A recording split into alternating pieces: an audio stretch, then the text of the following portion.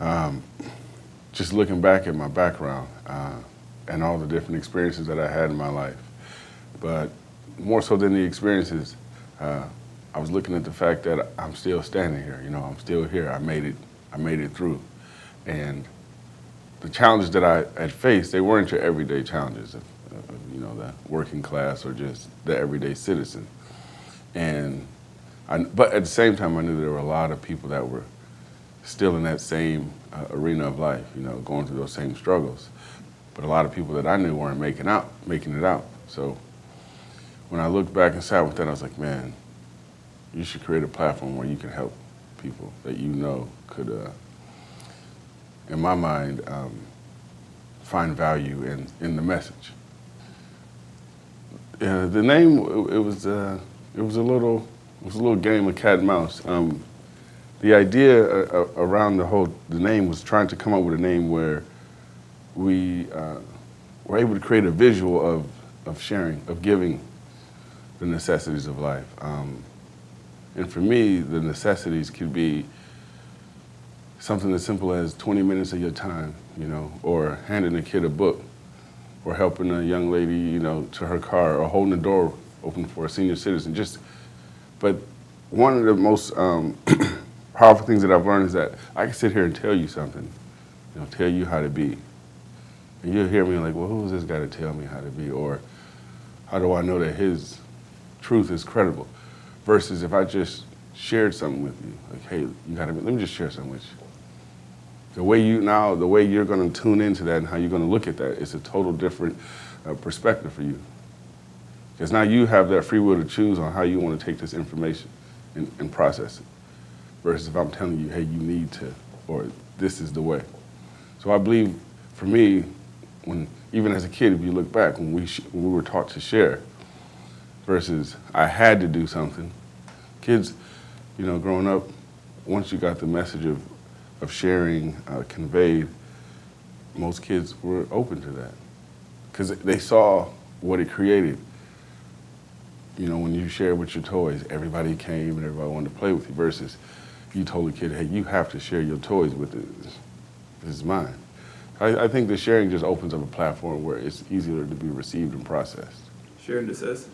The overall goal, I would like to have a huge facility where I expose thousands and thousands of youth, young adults, to just the gift of sharing. You know, everybody's struggling, and one of the things that I've learned in my life is when you help somebody else out, it just makes everything that you're going through so much more relevant, and you find this place of gratitude, you know, and you can appreciate the life that you're in, regardless if it's tough at that moment or things are going well. But there's just something about when you share and you helping somebody else. There's a healing modality to me in that. And that's what allowed me to get to where I am. Because through my whole journey, I always kept a hand out to help somebody, pull one person with me. And but when you see the benefits of that, because there's a personal perspective of who you are. You know, you thinking, oh man, you know, like for me, I'm been in the streets, I've been shot, I've been this, I've been that.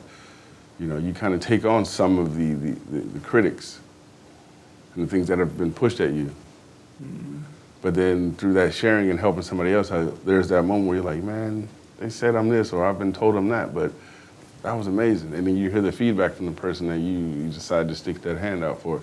And it allows you to overcome the old stories and the bad patterns and the brokenheartedness and whatnot. Oh man, you know, being in a black man's body, you know, those struggles are real. I have a lot of interaction via email and phone call, you know, where people, you know, read your work, see your website, you know, or just hear about you, and then you walk in the room, you know, and 6'4" black man with a master's degree can be a little intimidating, especially if you're talking about how to help people change their lives forever. You know, when you see someone that's really able to walk in the room and impact not only his own color, people of his own color, or just impact people in general, it can be a little intimidating. My advice that I tell myself that has helped me get through it is, you know, you can't take none of this personal. You know, they don't know me. You know, I don't really know them. A lot of times we don't understand what people have been through or what kind of scars they've had and why they respond the way they respond. You know, a lot of us have been through some experiences that leave us scarred, or they call it a post-traumatic stress disorder. And a lot of times we don't think that these scenarios that happen in our life really have any validity to our long-term thought processes or outcomes. You know, like for me, to be shot, to be around anybody with a weapon, I'm gonna have a certain perspective of this person. Even if they're not even gonna do me any harm, automatically, my initial reaction is, okay, they need to stay in my peripheral at all times, you know.